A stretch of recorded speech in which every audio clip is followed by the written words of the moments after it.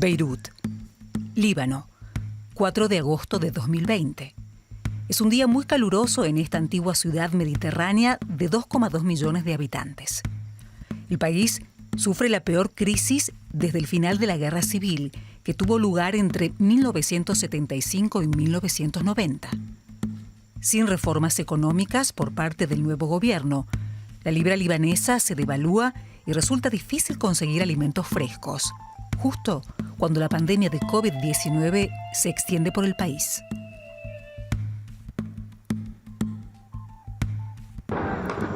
En la tarde, se desata un incendio en uno de los almacenes del puerto.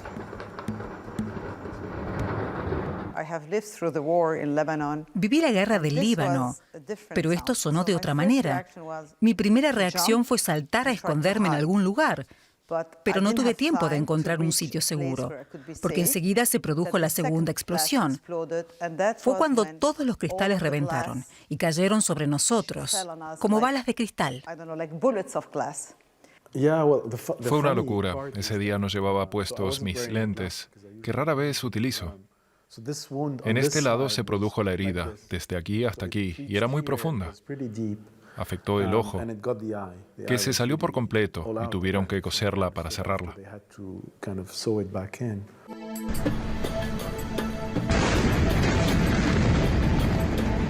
La explosión del 4 de agosto de 2020 fue tan violenta que se oyó en Chipre y se registró como terremoto en Estados Unidos. La ciudad resulta devastada y conmocionada. Al final, se cuentan más de 200 muertos y miles de heridos y damnificados.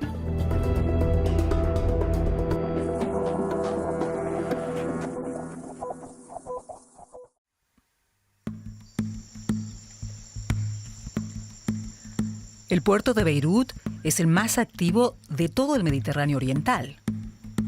La puerta al cercano oriente.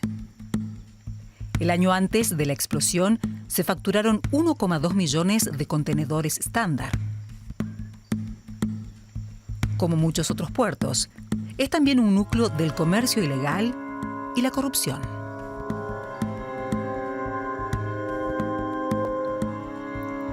El fuego se desató sobre las 17:40 hora local.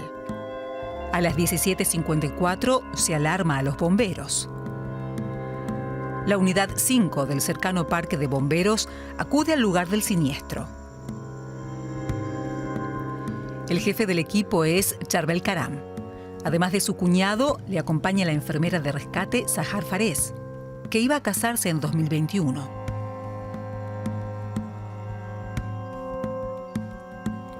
Gilbert Karam era el prometido de Sahar. Quien contemplaba a Sahar vestida de uniforme veía que era delicada como un ángel. Era como un ángel en la tierra, incluso cuando vestía su uniforme. Pero era tan valiente como 100 hombres. Sahar participó en uno de los entrenamientos más duros del mundo. Lo dicho, era más valiente que yo. No tenía miedo. Hay videos que muestran cómo su equipo afronta la tormenta. Su rostro no refleja ningún miedo.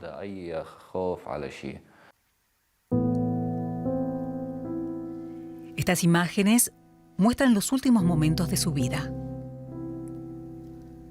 Aquí el equipo trata desesperadamente de entrar en el almacén, que ya era pasto de las llamas y el humo. De camino al puerto aún me envió un mensaje de video para despedirse. Me saludaba en el asiento central del camión. Le pregunté qué sucedía y me dijo que llamaría más tarde. Cuando llegaron al puerto volvió a llamar y me mostró el almacén ardiendo. Le pregunté por qué no llevaba la máscara puesta. Me dijo simplemente, la tengo conmigo, mi amor.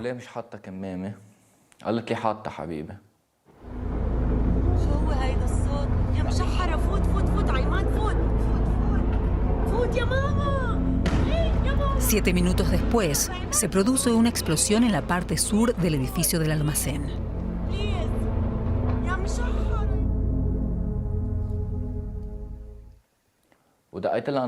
La llamé de nuevo por video a las 6:07. Sahar no me miraba, sino que observaba el cielo mientras sostenía el celular. Le pregunté si algo había salido mal y grité, Sahar, respóndeme. Me miró y le dije, si pasa algo, corre, corre. Vi que no corría lo suficientemente rápido y solo sacudía la cabeza. Tenía miedo.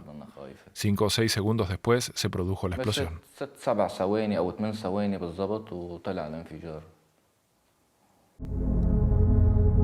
Un almacén secreto con nitrato de amonio acaba de volar por los aires y ha arrasado el este de Beirut.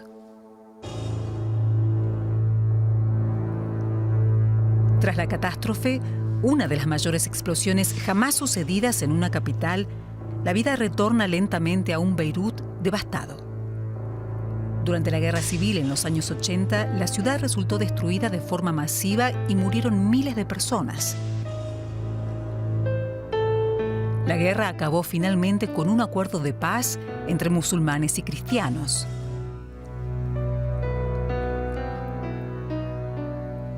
Esta destrucción, en cambio, la provocó la explosión de un enorme cargamento de nitrato de amonio que llegó al Líbano en un barco misterioso y cuyo destino era, al parecer, una fábrica de explosivos en el lejano Mozambique. Unas horas después de la explosión escuchamos en las noticias que había sido causada por 2.750 toneladas de nitrato de amonio que se guardaban en el almacén número 12 del puerto de Beirut. Todos querían saber por qué ese nitrato de amonio, ese peligroso material, había estado todo ese tiempo almacenado en el puerto de Beirut.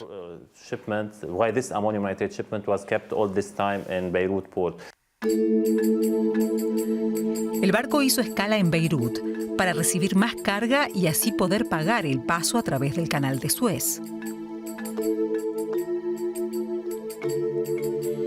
El ajetreado puerto de Beirut se encuentra cerca del populoso centro comercial y político de la ciudad, el barrio de Gemaizeh. Aquí atracó también el 21 de noviembre de 2013 el carguero MV Rosus, propiedad de un empresario ruso.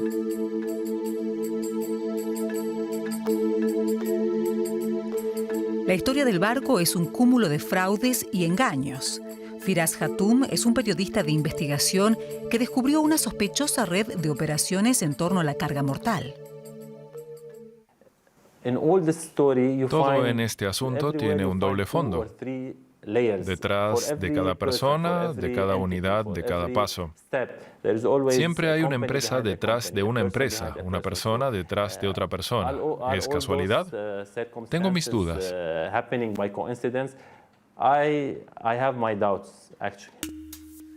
¿De quién era el barco? ¿A dónde se dirigía? En eso se centran las investigaciones. Oficialmente, la nave era propiedad del ruso Igor Grehushkin, pero este afirma que solo la alquiló a su dueño original, el magnate y armador greco-chipriota Karalan Bosmanoli, quien también le proporcionó certificados de aptitud para la navegación expedidos en Moldavia. Las autoridades libanesas consideran a Igor Grehushkin el auténtico propietario, pero descubrimos que Igor asumió el mando de la nave 6 o 7 meses antes de que fuera fletada. Llama la atención el motivo por el que aparece el nombre de Igor, ya que para todos, con excepción de las autoridades libanesas y quienes tienen los documentos de la carga, el propietario era un tal Karalan Bosmanoli. Como muestran los comprometedores documentos de Firas Hatoum, Igor Grehushkin declaró la empresa en quiebra.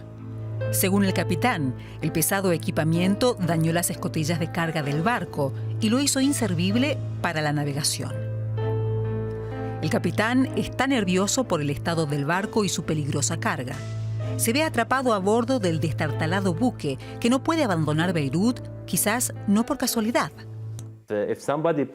Si alguien ha pagado un importe de $400,000 o $500,000 para comprar esa carga de nitrato de amonio, es lógico que no haya calculado que necesita algo más de dinero para cruzar el canal de Suez y poder continuar navegando hacia Mozambique. Es como si alguien viajara de aquí a Estados Unidos y al llegar se diera cuenta de que no tiene dinero suficiente para tomar un taxi del aeropuerto al hotel. No se puede organizar un gran negocio y olvidar los detalles. No tiene lógica. La carga mortal es depositada en el almacén 12, que se encontraba donde ahora está el cráter de 40 metros de profundidad, ante los silos de cereal, que se erigieron en símbolo de la violenta explosión.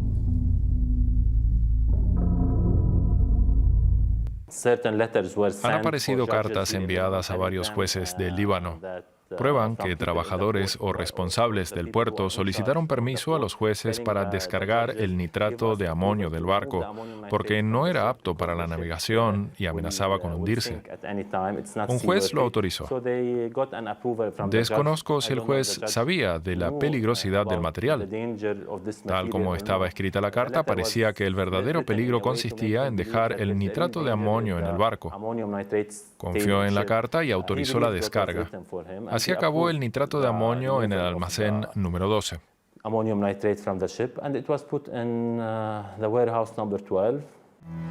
Durante su investigación del caso, Firas comprobó que los funcionarios aduaneros enviaron al gobierno 5 cartas en las que pedían instrucciones para la manipulación del nitrato de amonio.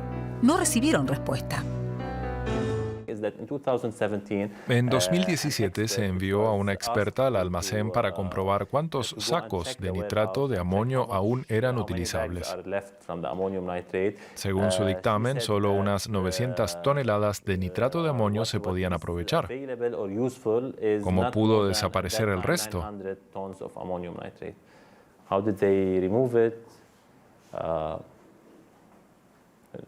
Personalmente no tengo una respuesta a esa cuestión, pero desde luego no pudo suceder sin que lo supieran personas clave en el puerto y quizás también fuera del puerto. Ni el intermediario ni el cliente trataron de rescatar el valioso material. El ejército libanés se niega a hacerse cargo de él, así que permanece en el almacén.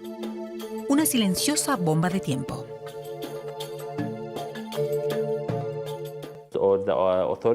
En estos casos, el ejército es responsable más que ninguna otra autoridad. Y le explico por qué. Por tratarse de un material sensible y explosivo. Y la ley libanesa establece claramente que un material así, sobre todo cuando no está destinado aquí, sino que está de paso, y que se queda varado por el motivo que sea, es el ejército el que debe asumir la responsabilidad. Eso no significa, naturalmente, que otras autoridades no sean también responsables. Todos podían haber hecho más. El estado del almacén es también motivo de preocupación. Un año antes de la explosión, el capitán Yosef Nadaf envía varios informes a las más altas autoridades. Irónicamente, es detenido tras la explosión por presuntamente haber autorizado el almacenamiento del explosivo en el puerto años antes de haber sido contratado. Dice que las acusaciones son falsas. En vez de agradecerle haber revelado el escándalo, lo convierten en chivo expiatorio. Halim Nadaf es su tío. La Agencia para la Seguridad del Estado nombró en 2019 a Yosef Nadaf jefe de la autoridad portuaria. Su misión era combatir la corrupción. Un día de octubre alguien le habló del cargamento de nitrato de amonio en el almacén número 12.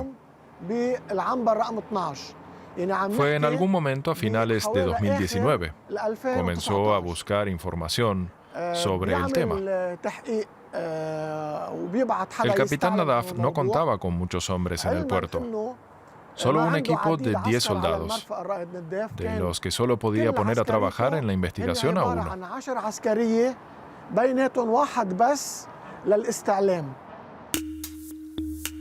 Además de los sacos con explosivo en descomposición, se almacenaban otros materiales altamente inflamables. Material pirotécnico, fosfato de amonio y ruedas.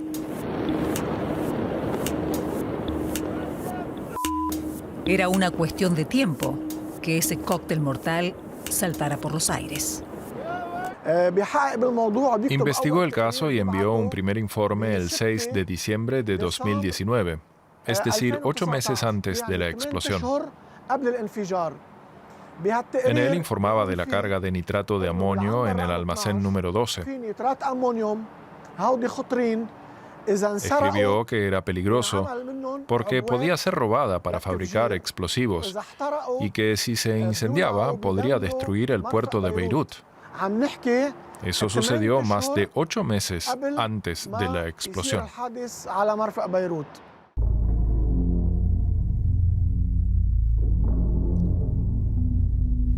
El incendio comenzó al final de la parte norte del almacén. El color cambia del blanco al negro. Tras un sonido chispeante, se produjo la primera explosión.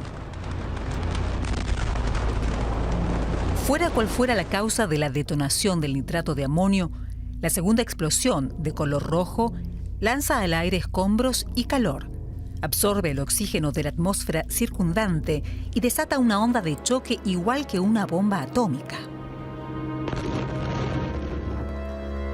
La detonación tiene el efecto de 1,1 kilotoneladas de TNT y es la mayor explosión no nuclear de todos los tiempos. En Jordania se registra como un terremoto de 4,3 puntos en la escala de Richter y se oye hasta en Chipre.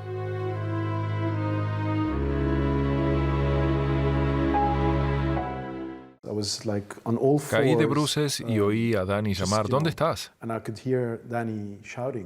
Vino inmediatamente hacia mí y vio que estaba gravemente herido. Creo que lo vio. Pero no lo sé, porque yo no podía ver lo que sucedía con tanta sangre. Vino con un paño húmedo para limpiar la herida, pero el dolor era demasiado fuerte.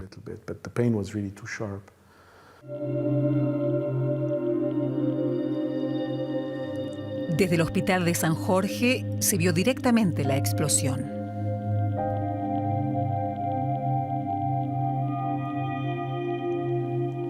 Las terribles imágenes que grabaron las cámaras de vigilancia del hospital cercano al puerto explican el elevado número de víctimas.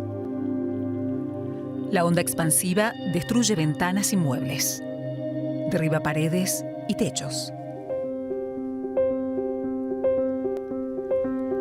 Parece un milagro que la joven enfermera Pamela Seinun lograra rescatar a 3 bebés recién nacidos de sus incubadoras.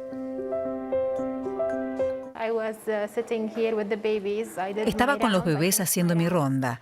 Le estaba diciendo a mi madre por teléfono que todo marchaba bien. Entonces se produjo la explosión. Todo cayó al suelo. El techo se derrumbó sobre nosotros y estuve inconsciente unos segundos. Al despertar, comprobé que podía mover brazos y piernas y de inmediato pensé en los bebés.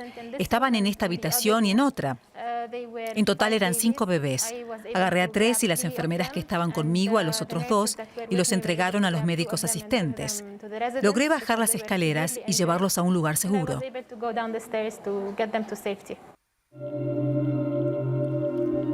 Los bomberos y los rescatistas se vieron rápidamente desbordados. Un incendio gigantesco asola el área portuaria, mientras cada vez más civiles aterrados llaman desde la calle y desde sus casas destruidas a los servicios de rescate. Desde aquí corrí a otros 2 hospitales que estaban destruidos, así que tuve que correr con los bebés en brazos unos 5 kilómetros hasta llegar a otro hospital en el que pudieran ingresarlos. Me aseguré de que mis niños estaban bien y después conduje hasta la casa de mi hermana, que no estaba muy lejos de donde yo estaba cuando se produjo la explosión. Las calles eran una alfombra de cristales rotos. Manejar era complicado, pero lo logré. Cuando llegué, mi hijo también acababa de llegar. Vi cómo bajaban a la señora de la limpieza. Mi hijo la había envuelto en una manta. La tuvieron que cargar porque no había ambulancias ni ascensores, nada. Tuvieron que bajarla a 8 pisos. Por todo el camino nos ofrecieron ayuda, era conmovedor. El primer hospital al que nos dirigimos no podía admitirnos, así que tuvimos que buscar otro. El siguiente estaba a unos 2 kilómetros, que en mi estado no eran fáciles de recorrer. Nos metimos en una calle paralela y había un atasco en la dirección que debíamos seguir. En ese momento apareció un tipo en motocicleta, probablemente un repartidor. Dijo, suban. Nos condujo en zigzag a través de los escombros y nos llevó al otro hospital. En realidad, la señora de la limpieza estaba en casa para ocuparse de mi padre, que falleció 9 meses antes de la explosión.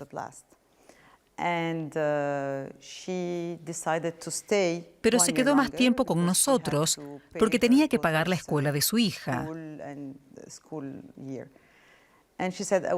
Dijo, me gustaría quedarme un año más con ustedes. Y trabajaba alternativamente en mi casa y la de mi hermana. Lamentablemente murió 3 días después de la explosión por sus graves lesiones en la cabeza y el cuerpo.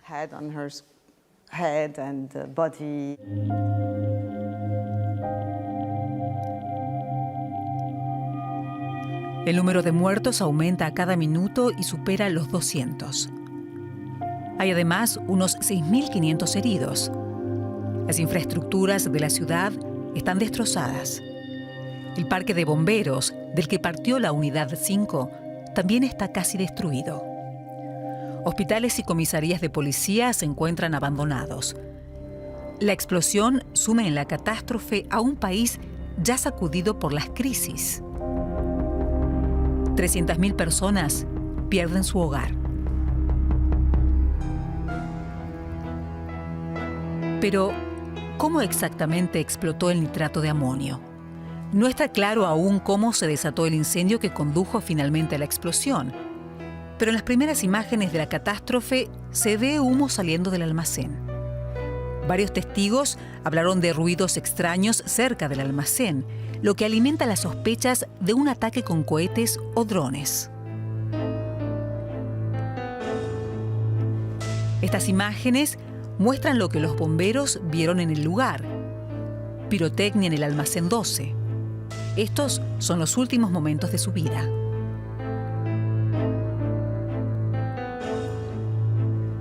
«30 segundos después que la pirotecnia explota el nitrato de amonio.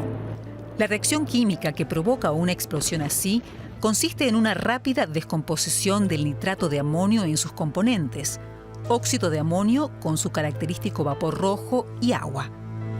La energía que se libera y que se manifiesta como onda de choque es brutal.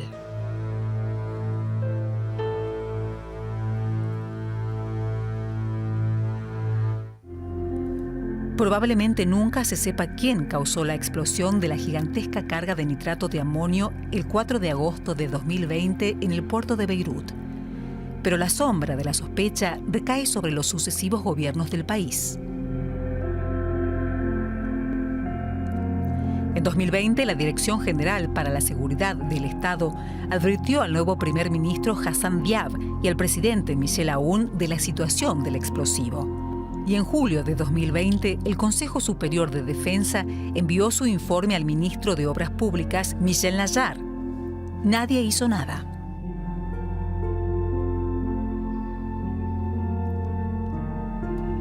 Pero solo la incompetencia no explica la catástrofe. En el marco de sus meses de investigaciones, el periodista Firaj Hatoum sospechó del acuerdo original entre la fábrica mozambiqueña de explosivos y el productor del nitrato de amonio en Georgia. Llamé a la fábrica de Mozambique y las respuestas que recibí fueron poco convincentes. Dijeron que no tenían nada que ver con la carga, que solo habían encargado 2.750 toneladas de nitrato de amonio a una empresa llamada Savaro. Eso es todo lo que sabemos, así que pregunté, ¿qué firma es esa? ¿Saben con quién hacen negocios? ¿Quién era su interlocutor? ¿Tienen correos electrónicos? Se negaron a darme información, la participación de un intermediario, y entonces ni siquiera sabía que se trataba de una empresa fantasma.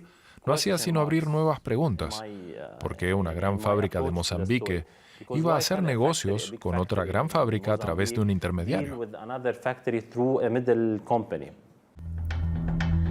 La proximidad a una de las guerras de mayor duración del mundo y el embargo de armas dictado contra el régimen sirio podría haber tentado a amigos de Siria a robar parte del potente explosivo para fabricar bombas. Pero hasta ahora no se ha podido demostrar ante los tribunales vinculación alguna del explosivo con grupos terroristas o con Hezbollah. He tratado de localizar todas las empresas fantasma que en 2013 estaban registradas en la misma dirección que Savaro. Entonces eran unas 70. Todas empresas fantasma, como Savaro, sin actividad real, sin personal, sin gente con responsabilidad, todo hombres de paja. La única firma con actividades de negocio que encontré con la misma dirección que Savaro era una empresa llamada Hesco Engineering and Construction.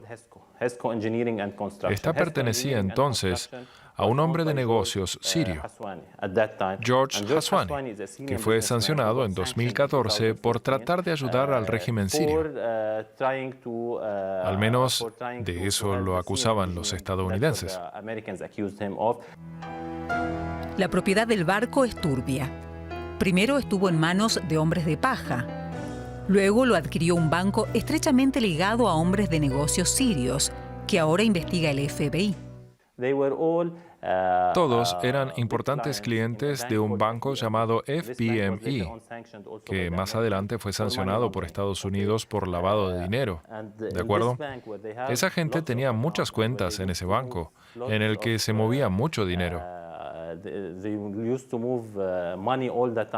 A través de ese banco se transfería permanentemente dinero de Rusia a Gran Bretaña y de Gran Bretaña a Chipre. Es el mismo banco en el que tenía una cuenta Karalambos Manoli, probablemente el propietario real del MB Rosus. Al principio decían que el dueño era un ruso llamado Igor Grechuskin, pero parece que ese Igor solo había contratado el barco. El propietario real era Karalambos Manoli, y este asumió en el año 2011 un misterioso crédito del FBME. Eso fue un año o un año y medio antes del flete del nitrato de amonio. Esos sucios negocios condujeron a la explosión que mató a más de 200 personas. Hirió a 6.000. Destruyó 70.000 casas y edificios. Dejó sin hogar a 300.000 ciudadanos y hundió 6 barcos. Casi un año después de la tragedia, las omisiones y los encubrimientos en la investigación alimentan los temores de que la verdad nunca salga a la luz, pese a los valientes esfuerzos de los periodistas de investigación. Y los libaneses, de nuevo, deben reconstruir su país tras una tragedia innecesaria. Tal vez sean los momentos más difíciles del Líbano, pero entre los escombros parece brotar algo de esperanza. Cientos de jóvenes libaneses han retornado a Beirut o han decidido quedarse en vez de irse al extranjero para ayudar a reconstruir un futuro nuevo y prometedor en una ciudad que una vez más se ha visto obligada a renacer de sus cenizas.